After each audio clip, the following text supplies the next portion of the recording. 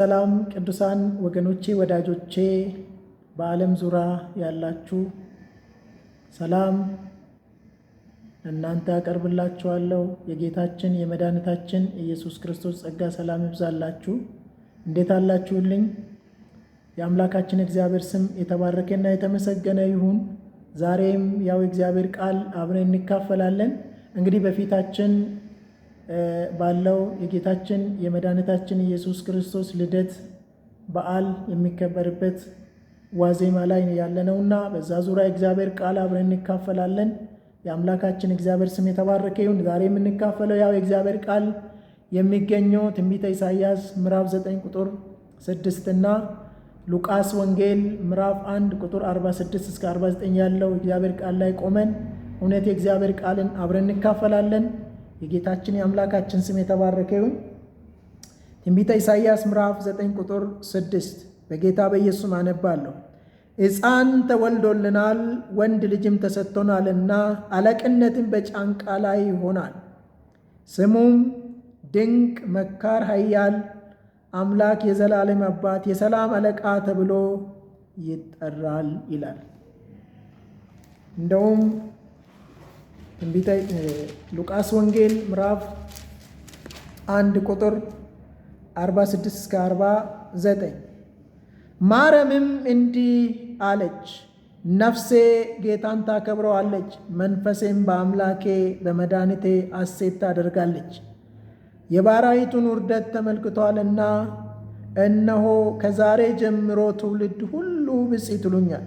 ብርቱ የሆነ እርሱ በእኔ ታላቅ ሥራ አድርጓልና ስሙም ቅዱስ ነው።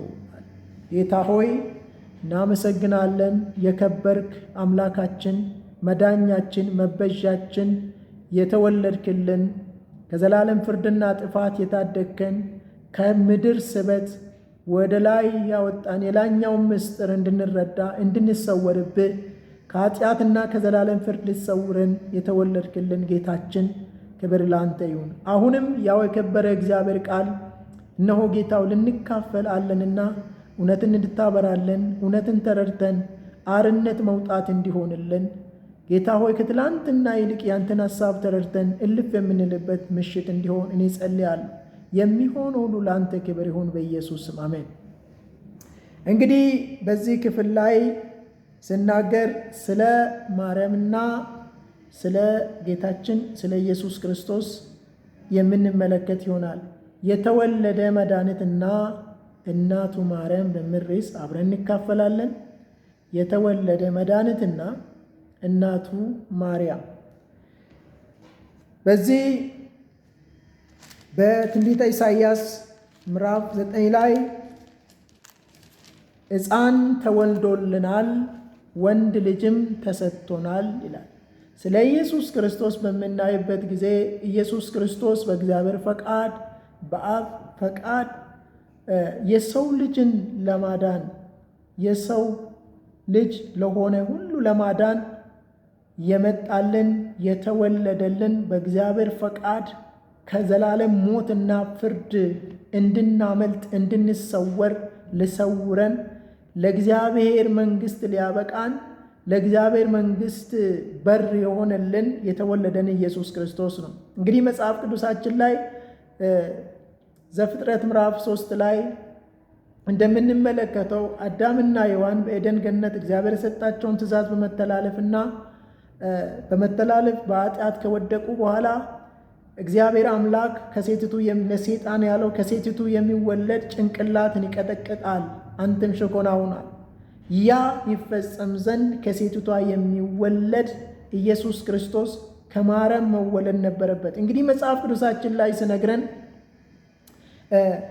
አሁን እንደምናየው መዝሙር መጽሐፍ ምዕራፍ 111 ላይ ቁጥር 9 ላይ የእግዚአብሔር ቃል እንዲህ ይላል፣ መድኃኒትም ለሕዝብ ሰደደ ይላል። መድኃኒትም ለሕዝብ ሰደደ፣ ኪዳኑም ለዘላለም አዘዘ።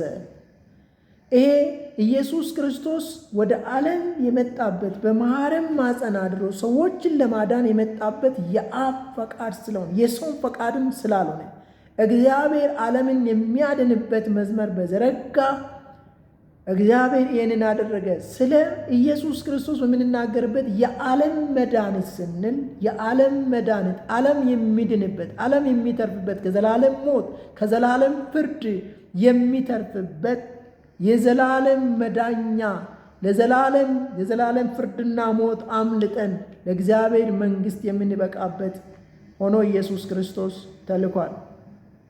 እንግዲህ ኢየሱስ ክርስቶስ የመጣበትን መጽሐፍ ቅዱሳችን ላይ አንደኛ ጢሞቴዎስ ምዕራፍ 1 ቁጥር 15 ላይ ኃጢአተኞችን ሊያድን ኢየሱስ ክርስቶስ ወደ ዓለም መጣ የሚለው ቃል የታመነና ሁሉ ሊቀበሉት የተገባ ነው። ስለዚህ ኢየሱስ የመዳኛ መንገድ ዓለም የሚድንበት ከኃጢአት በሽታ፣ ከኃጢአት በከላ፣ ከኃጢአት ፍርድና ሞት ከጥፋት መንገድ የምንመለስበትና ለእግዚአብሔር መንግሥት የምንበቃ ከሞት የምንሰወርበት ከዘላለም ፍርድ የምንሰወርበት መሰወራችን ሆኖ መጥቷል። ስለዚህ ኢየሱስ ክርስቶስ የዓለም መድኃኒት ነው። ኢየሱስ ክርስቶስ መዳኛችን ሆኖ ወደ ዓለም መጥቷል። ስለዚህ ወንድ ልጅ ተሰጥቶናል። አሁን እዚህ ትንቢተ ኢሳይያስ ምዕራፍ 9 ላይ ወንድ ልጅም ተሰጥቶናል፣ ሕፃን ተወልዶልናል፣ ወንድ ልጅም ተሰጥቶናል፣ አለቅነትም በጫንቃ ላይ ይሆናል፣ ስሙም ድንቅ መካር፣ ኃያል አምላክ፣ የዘላለም አለቃ ተብሎ ይጠራል። ኢየሱስ ክርስቶስ የሰላም አለቃ፣ ኢየሱስ ክርስቶስ አባት፣ ኢየሱስ ክርስቶስ አለቃ፣ መድኃኒት፣ አባት ሆኖ ወደዚህ ምድር መጥቷል። ስለ ኢየሱስ ክርስቶስ ብዙ ብናወራ እንግዲህ እውነት የተጻፈውን እውነት ስንናገር ከተወለደ ከዘላለም ሞትና ፍርድ ባሻገር ኢየሱስ ክርስቶስ ዋጋ የከፈለበት ለሰው ልጆች ሁሉ ክብሩን ጥሎ በግርግም ውስጥ ማንም ሴት በማትወልድበት በሰዎች ግርግም ውስጥ ወርዶ በውርደት ስፍራ ራሱን አኑሮ ሰው መስሎ ሰዎችን ከዘላለም ፍርድና ከዘላለም ጥፋት ያወጣበትን መንገድ ስናስብ እንግዲህ የዘላለም ጥፋት አምልጠን እግዚአብሔርን መንግሥት የምንገባበት ብቸኛ መንገዱ ኢየሱስ ክርስቶስ እንደሆነ ይነግረናል። ምክንያቱም መጽሐፍ ቅዱሳችን ላይ ዮሐንስ ወንጌል ምዕራፍ 14 ቁጥር 6 ላይ ኢየሱስም አለ፣ እውነትም መንገድም ሕይወትም እኔ ነኝ፣ ከእኔ በቀር ወደ አብ መጣ ማንም የለም። እንግዲህ እዚህ ስፍራ ላይም አንደኛ ሉቃስ ወንጌል ምዕራፍ 1 ቁጥር 46 እና 40 እስከ 49 በምንመለከትበት ጊዜ ማርያምም እንዲህ አለች፣ ነፍሴ ጌታዬን ታከብረዋለች፣ መንፈሴም በአምላኬ በመድኃኒቴ ሐሴት ታደርጋለች፣ የባሪያይቱን ውርደት ተመልክተዋልና። እነሆ ከዛሬ ጀምሮ ትውልድ ሁሉ ብፅዕት ይሉኛል። ብርቱ የሆነ እርሱ በእኔ ታላቅ ሥራ አድርጓልና ስሙም ቅዱስ ነው። እንግዲህ ማርያም ማነች ካለን ማርያም ከነቢያቶቹ ተርታ ወይም ደግሞ እግዚአብሔርን የአብን ልብ ፈቃድ ካገለገሉ ሰዎች አንድቷ ዋና የመጀመሪያ ብንላት እውነት ነው ብዬ አምናለሁ። ማርያም ለምንድን ነው ካላችሁ ነቢያቶች የጌታን የአምላክን ፈቃድ አገልግለዋል፣ ተልእኮን ፈጽመዋል፣ መልእክትን ይዞ ሄደዋል፣ ለሰዎች መመለስና ከጥፋት መዳኛ ሆነዋል፣ መልእክተኞች ሆኖ ከእግዚአብሔር ዘንድ ተልኳል። ማርያምን እንዲህ የሚልበት ምክንያት ማርያም የጌታ ባሪያ አንተ እንዳልከው ይሁንልኝ ብላ የመጣበትን ተልኮ በመፈጸም የእግዚአብሔርን አብ ልበ ፈቃድ ያገለገለችበት ምዕራፍ እናገኛለን። ምክንያቱም ማርያም የእግዚአብሔር ባሪያ እንዳልከው ይሁንልኝ ብላ መልአኩ ገብርኤል ሄዶ ባበሰራት ጊዜ የአብን ልበ ፈቃድ ወስዳ ተቀብላ ተልኮን ለመቀበልና ዋጋ ለመክፈል ራሷን አዘጋጅታ ኢየሱስ ክርስቶስን ወለደች። ምክንያቱም የአብን ልብ ፈቃድ ያገለገለችበት ምዕራፍ ብለን ስንል የእግዚአብሔር ባሪያ እንዳልከው ይሁንልኝ እንዳልከው ይሁንልኝ ብላ ሊሆን የሚገባውን የዘላለም ሞትና ጥፋት ሰዎችን የሚያድነው ኢየሱስ ክርስቶስን ወልዳ ኢየሱስ ክርስቶስን ይህን ተልእኮ ተቀብላ ኢየሱስ የዓለም መድኃኒትን ወደ ምድር አምጥታ በማጸና ውስጥ አድሮ ኢየሱስ ከተወለደ በኋላ ኢየሱስ ክርስቶስን ለማሳደግ ብዙ ዋጋ ከፍላ መጽሐፍ ቅዱሳችን እንደሚነግረን ኢየሱስ ክርስቶስን ለመግደል በተነሱ ያ ንጉሥ ሄሮዶስ በዛን ዘመን እንኳን ወንድ ይገደል በተወለደ ይገደል በተባለ ያን ዘመን ውስጥ ኢየሱስ ክርስቶስን ሸሽጋ በግርግም ውስጥ ወልዳ እንደውም ሄሮዶስ በሚፈልግበት ጊዜ እንኳን ይዛ ወደ ግብፅ ሁሉ ወርዳ ብዙ ዋጋ ከፍላ ኢየሱስ ክርስቶስ የዓለም መድኃኒትን ተቀብላ ተልእኮውን አስፈጸመች። ምክንያቱም የእግዚአብሔር ባሪያ አንተ እንዳልከው ይሁንልኝ ብላ ተቀብላለችና። መጽሐፍ ቅዱሳችን ላይ ስናገር ወገኖች ሆይ ሉቃስ ወንጌል ላይ እነሆ የጌታ ባሪያ ሉቃስ ወንጌል ምዕራፍ 1 ቁጥር 38 ላይ እነሆ የጌታ ባሪያ እንደ ቃል ይሁንልኝ አለች፣ መልአኩም ከእርሷ ሄደ ይላል። ባበሰራት ጊዜ የእግዚአብሔር ባሪያ እንዳልከው ዘላለማዊ አጀንዳ የሆነ ከላይ የሆነውን አጀንዳ እግዚአብሔር ፈቃድ ያለበት እግዚአብሔር አጀንዳ የሆነበትን ተቀብላ አስተናገደች። ይሄንን ሚስ አላደረገችም። ተቀብላ ይሄንን ኢየሱስ ክርስቶስ የዓለም መድኃኒትን ወደ ምድር አመጣች።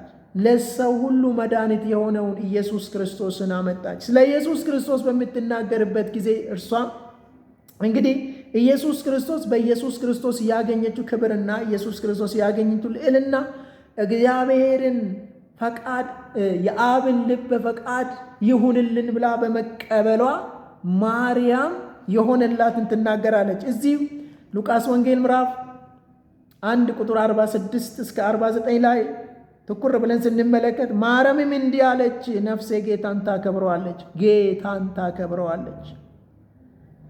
ነፍሴ ጌታን ታከብረዋለች፣ መንፈሴም በአምላኬ በመድኃኒቴ ሐሴት ታደርጋለች፣ የባሪያይቱን ውርደት ተመልክቷልና። እነሆ ከዛሬ ጀምሮ ትውልድ ሁሉ ብፅዕት ይሉኛል። ቅዱስ የሆነ እርሱ ታላቅ ሥራን አድርጓልና ስሙም ቅዱስ ነው አለች። ምክንያቱም ማርያም የእግዚአብሔርን ፈቃድ ተቀድሳና ለእግዚአብሔር ሐሳብ ተለይታ እግዚአብሔር ባያት ልክ የእግዚአብሔርን ፈቃድ ተቀብላ የዓለም መድኃኒት የሆነውን ኢየሱስ ክርስቶስን ወደዚች ዓለም አመጣች። እንግዲህ አሁን እንደተናገርኩት መዝሙር መጽሐፍ 111 ቁጥር 9 ላይ የእግዚአብሔር ቃል የሚነግረን አቤቱ መድኃኒት ለሕዝብ ሰደደ፣ ኪዳኑም ለዘላለም አዘዘ ይላል።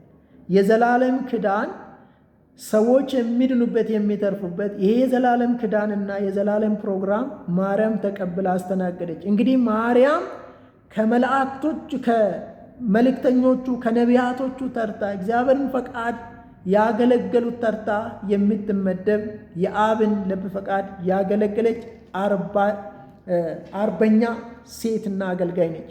ምክንያቱም እግዚአብሔር ተቀድሳ ለእግዚአብሔር ተለይታ በእግዚአብሔር ዘንድ ሞገሳ አግኝታ የእግዚአብሔር ዘላለማዊ ፕሮግራም ወገኖቼ ወደዚህ ምድር አመጣች። ኢየሱስ ክርስቶስን አመጣች። መዝሙር መጽሐፍ ምዕራፍ 71 ቁጥር 19 ላይ እንዲህ ይላል፣ አቤቱ እስከ አርያም ታላላቅ ነገሮችን አደረግ፣ አምላክ ሆይ እንዳንተ ያለ ማን ነው ይላል። ስለዚህ አምላክ በማርያም ውስጥ ያደረገው ለክብር የአብን ፈቃድ የሰማዩን አጀንዳ ተቀብላ ለዚህ ክብር ለዚህ የዓለም መድኃኒትን በማጸኗ ተሸክማ ወደዚህ ምድር አመጣች። የአብን ልብ ፈቃድ አገለገለች። ወገኖች ሆይ እግዚአብሔርን ልብ የእግዚአብሔርን የአብን ልብ ፈቃድ ማገልገል ውስጥ ቅድስና ስለሚቀድም ማርያም ተቀድሳ ነበር። ማርያም ድንግል ነበረች። ማርያም ብፅዕት ነበረች። ማርያም የአብን ልብ ፈቃድ ያገለገለች የተለየች ሴት ናት። ቅድስት ናት። ድንግል ናት። ብፅዕት ናት። የእግዚአብሔርን ፕሮግራም ወደዚህ ምድር አመጣች። የዓለም መድኃኒት በማጸኗ ተሸክማ ለመድኃኒትነት አበቃች። ዛሬም ስለ ማርያም ብዙ ሰዎች ልዩ አመለካከት አላቸው፣ እንግዳ አመለካከት አላቸው። ማርያም ቅድስት ድንግል ብፅዕት ናት። በእግዚአብሔር ዘንድ የተመረጠች የከበረች የአብን ልብ ፈቃድ ያገለገለች ይሁንልኝ ብላ የተቀበለች እውነትን የተረዳች ለአምላክ አምላኬ ብላ አምላካን የሾመች የአምላክን ፈቃድ ያስተናገደች የኖረች ያደረገች ብፅዕት ሴት ናት። ስለዚህ ብዙ ሰዎች እናትን ሳታውቁ ልጇን የሚሉ በዙሪያችን ያልሆነ እንግዳ አስተምሮ የሚያስተምሩ አሉ። ምክንያቱም ማርያም ተልኳን ፈጸመች። ማርያም የአብን ልብ ፈቃድ አገለገለች፣ አለፈች። ጌታችን መድኃኒታችን ኢየሱስ ክርስቶስ ግን ለዘላለም ይኖራል፣ ለዘላለምም ያድናል። የዓለም መድኃኒት ሆኖ ወደዚህ ዓለም መጥቷል። መጽሐፍ ቅዱሳችን ላይ ስናገር ዕብራውያን ምዕራፍ 10 ቁጥር 39 ላይ እኛ ግን ነፍሳቸውን ሊያድኑ ከሚያምኑት ነን እንጂ ወደ ጥፋት ከሚያፈገፍጉት አይደለንም ይላል። ምክንያቱም ዛሬ በክርስቶስ ኢየሱስ የሚገኝ የዘላለም ሕይወት ክርስቶስ ኢየሱስ የተገኘልን የዘላለም ጥፋት የምናመልጥበት መድኃኒት አድርገን የኃጢአት መድኃኒት የኃጢአት መፍትሔ የሆነውን ኢየሱስ ክርስቶስን እንድታስቡ እፈልጋለሁ። ርዕሴ መግቢያ ላይ እንደተናገርኩት የተወለደ የዓለም መድኃኒትና እናቱ ማርያም። የማርያም ድርሻ የአብን ልብ ፈቃድ አገለገለች። ዓለም መድኃኒትን ኢየሱስ ክርስቶስ ወደ ዓለም አመጣች፣ ይሁንልን ብላ ተቀበለች። ዛሬ ማርያምም ጌታዬ ጌታዬ አሁን እዚህ ሉቃስ ወንጌል ምዕራፍ 1 ላይ መጽሐፍ ቅዱሳችን ላይ ምዕራፍ 1 ቁጥር 46 ላይ አሁን እንዳየነው ወረድ ብለን ስናይ ቁጥር 47 ላይ በአምላኬ በመድኃኒቴ ሐሴት አድርጋለሁ የባሪያይቱን ውርደት ተመልክተዋልና፣ እነሆ ከዛሬ ጀምሮ ትውልድ ሁሉ ብፅዕት ይሉኛል። ብርቱ የሆነ እርሱ በእኔ ታላቅ ሥራ አድርጓልና ስሙም ቅዱስ። ታላቅ ሥራ የማይሆን ነገር ሆኗል፣ በእኔ ሆኗል። ሰማያዊ አጀንዳ የአብ ልብ ፈቃድ በእኔ አልፏል፣ ተገልግሎብኛል፣ ለዚህ ክብር በቅቻለሁ። እሱ ቅዱስ ነው፣ በእኔ ታላቅን ሥራ አድርጓልና ስሙም ቅዱስ ነው ትላለች። ወገኖቼ ሆይ ኢየሱስ ክርስቶስ ለቅድስና ያበቃል። ኢየሱስ ክርስቶስ የዓለም መድኃኒት ነው። ኢየሱስ ክርስቶስ የምንበዥበት ነው። ኢየሱስ ክርስቶስ የሚያድነን የዓለም መድኃኒት ነው። ስለዚህ የዓለም መድኃኒት የሆነውን ኢየሱስ ክርስቶስን እያሰባችሁ የጌታችን የመድኃኒታችን ኢየሱስ ክርስቶስን ልደት እንድታከብሩ በጌታ ፍቅር ጋብዛችኋለሁ። ኢየሱስ ክርስቶስ የዓለም መድኃኒት ነው፣ የምንድንበት የኃጢአት መድኃኒት ወገኖች፣ አንድ መድኃኒት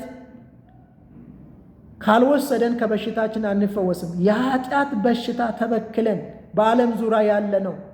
የምስራች ነግራችኋለሁ። ኢየሱስ ክርስቶስን አስቡ። የተወለደላችሁን አስቡ። ከሰማይ ሰማያት የወረደላችሁን አስቡ። ኢየሱስ ክርስቶስ ይወዳቸዋል። ሻሎም